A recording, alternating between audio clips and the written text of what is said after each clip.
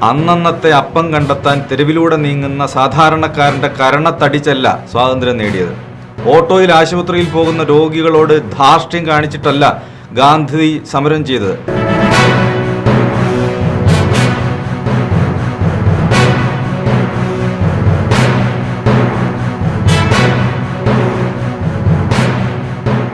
നമസ്കാരം. ശ്രീ എളമരം കരീം പ്രസംഗിച്ചത് കേട്ടു. വഴിയിൽ തടഞ്ഞതും ടയറിൻ്റെ കാറ്റൂരി വിട്ടതും യാത്രക്കാരൻ്റെ മുഖത്തടിക്കുന്നതും കുടുംബങ്ങളെ തെരുവിലിറക്കി വിടുന്നതും തെറി പറയുന്നതും മാന്തുകയും പിച്ചുകയും പോലെ ലളിതമായ ഒരു വിനോദമാണത്രേ. അല്ല, അതങ്ങനെയല്ല. ഒരു മാസം മുമ്പ് നിങ്ങൾ ഒരാളോട് റോഡിൽ ഇറങ്ങരുതെന്ന് പറയുകയും അയാൾ ഒരാവശ്യത്തിന് പുറത്തിറങ്ങുകയും ചെയ്താൽ അയാളെ തെരുവിൽ നേരിടാൻ ആരാണ് അധികാരം തന്നത്? അതിലെന്ത് ജനാധിപത്യ ബോധമാണുള്ളത്? സംഘടനകളും മതങ്ങളും പാർട്ടികളും റോഡിലൂടെ വിവിധ കാരണങ്ങളാൽ വ്യത്യസ്ത രീതികളിൽ ഒന്നിച്ച് നടക്കാറുണ്ട്, സമ്മതിച്ചു. എന്നാൽ തങ്ങൾ സംഘടിതമായ യാത്രക്കാരെ തടയും, വേണ്ടി വന്നാൽ ആക്രമിക്കും എന്ന നിലപാടിനെയാണ് തെറ്റ് എന്ന് വിളിക്കുന്നത്. സാധാരണക്കാരായ സംഘടിതർ അല്ലാത്തവരെ കായികമായി നേരിടുന്നത്, വളരെ ലാഘവത്തോടെ അത്തരം ക്രൂരതകളെ എതിർക്കുന്നവരെ പരിഹസിക്കുന്നതും എളമരത്തിൻ്റെ പ്രസംഗത്തിൽ കേട്ടു. വളരെ ഉത്തരവാദിത്തമുള്ളൊരു പൊതുപ്രവർത്തകൻ പറയേണ്ട വാക്കുകൾ ആയിരുന്നില്ല അത്. വിനു എന്ന മാധ്യമപ്രവർത്തകൻ അത് ചോദ്യം ചെയ്യാൻ പറഞ്ഞത്, ആക്ഷേപിച്ച നേതാവിൻ്റെ കുടുംബത്തിന് സമാനമായ അവസ്ഥ വന്നാൽ ഇങ്ങനെ ആയിരിക്കുമോ അദ്ദേഹത്തിൻ്റെ പ്രതികരണമെന്നാണ്.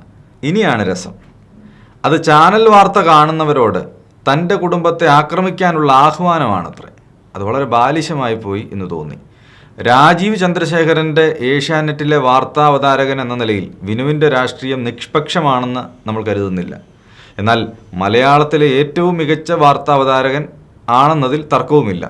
അതിനാൽ തന്നെ അദ്ദേഹത്തിൻ്റെ ചോദ്യത്തിനേറെ പ്രസക്തിയുണ്ട്. ഇതൊരു വ്യക്തിയോടോ പാർട്ടിയോടോ ഉള്ള ചോദ്യമായി പരിമിതപ്പെടുത്തേണ്ട. വഴിയിൽ ബോധപൂർവം തടയുകയും ഉപദ്രവിക്കുകയും ചെയ്യുന്ന എല്ലാവരോടും ഈ ചോദ്യം ചോദിക്കട്ടെ. എറണാകുളത്ത് കുറച്ചു കാലം മുമ്പ് DCC നടത്തിയ വഴിതടയലിനെ ഇത്തരത്തിൽ ചോദ്യം ചെയ്തിരുന്നു. അന്ന് വഴിയിൽ പെട്ടുപോയ നടൻ ജോജു ഉയർത്തിയ രോഷം ഇപ്പോൾ ഈ വിഷയത്തിലും അദ്ദേഹത്തെ പോലെ മറ്റുള്ളവരും പുലർത്തുന്നു എന്നാണ് നമ്മൾ കരുതുന്നത്. പിന്നെ പതിവായി കേൾക്കുന്ന ഒന്നാണ് ഇത്തരം സമരങ്ങൾ സ്വാതന്ത്ര്യം നേടാൻ നടത്തിയ സമരങ്ങൾക്ക് സമാനമാണെന്ന ന്യായീകരണം. സ്വാതന്ത്ര്യം നേടാൻ ബ്രിട്ടീഷ് അധികാരികളോടാണ് സമരം ചെയ്തത്. അവർ നമ്മുടെ ശത്രുക്കളായിരുന്നു. അല്ലാതെ അന്നന്നത്തെ അപ്പം കണ്ടെത്താൻ തെരുവിലൂടെ നീങ്ങുന്ന സാധാരണക്കാരൻ്റെ കരണത്തടിച്ചല്ല സ്വാതന്ത്ര്യം നേടിയത്. ഓട്ടോയിൽ ആശുപത്രിയിൽ പോകുന്ന രോഗികളോട് ധാർഷ്ട്യം കാണിച്ചിട്ടല്ല ഗാന്ധി സമരം ചെയ്തത്. ഗാന്ധി സമരം ചെയ്തത് പട്ടേലിൻ്റെയും നെഹ്റുവിൻ്റെയും വീട്ടുപടിക്കലല്ല. സമരം വേണം, പക്ഷെ അതെല്ലാ ദുരന്തങ്ങളുടെയും ഫലം അനുഭവിക്കുന്ന ശരാശരി പൗരന്മാരോട് വേണോ? സമരം രാഷ്ട്രീയ പാർട്ടികളുടെ മാത്രം ആയുധമായി ഇപ്പോൾ പരിമിതപ്പെട്ടു. പക്ഷെ അതിന് വിശാലമായ അർത്ഥമുണ്ട്. രാഷ്ട്രീയ ബോധമുള്ള ആളുകൾ മികച്ച സമരമാർഗങ്ങൾ അവതരിപ്പിക്കും. അതിന് കഴിയാത്തവർ കഷ്ടപ്പെടുന്ന സാധാരണക്കാരൻ്റെ ജീവിതം തകർത്ത് തരിപ്പണമാക്കുന്നതിൽ വിജയം കണ്ടെത്തും. വലിയ ആൾക്കൂട്ടത്തിനും സംഘടിത ശക്തിയുള്ളവർക്കും മാത്രമാണോ ജനാധിപത്യ അവകാശവും പൗരാവകാശവും ഒക്കെ ഉള്ളത്? 1% ആദിവാസിയുടെ അവകാശത്തിനു വേണ്ടി ആര് സമരം ചെയ്യും? കുടിയിറക്കപ്പെട്ട കുടുംബങ്ങൾ എത്രയുണ്ട്? അവർക്ക് എത്ര വോട്ട് ഷെയർ ഉണ്ടാകും?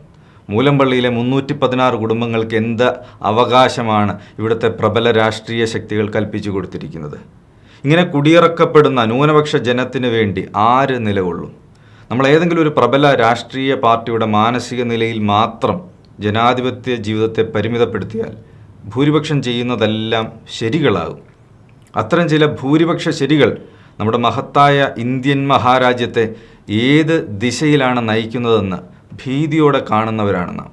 ഒറ്റപ്പെട്ട മനുഷ്യൻ്റെ വിലാപം കേൾക്കാൻ ജനാധിപത്യത്തിൽ സംവിധാനമില്ലേ? അവിടെയാണ് ശ്രീ എളമരം ഉയർത്തിയ ആശയം ചോദ്യം ചെയ്യപ്പെടേണ്ടത്. അത് അദ്ദേഹത്തോടുള്ള വ്യക്തിപരമായ ഇഷ്ടക്കേടല്ല.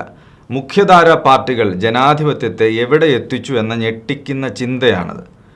ദുർബലർക്കും അസംഘടിതർക്കും രോഗികൾക്കും അഭയാർത്ഥികൾക്കും ആദിവാസികൾക്കും കുടിയൊഴിപ്പിക്കപ്പെടുന്നവർക്കും ഇന്നത്തെ പാർട്ടി രാഷ്ട്രീയത്തിൽ എന്ത് വിലയാണുള്ളത്?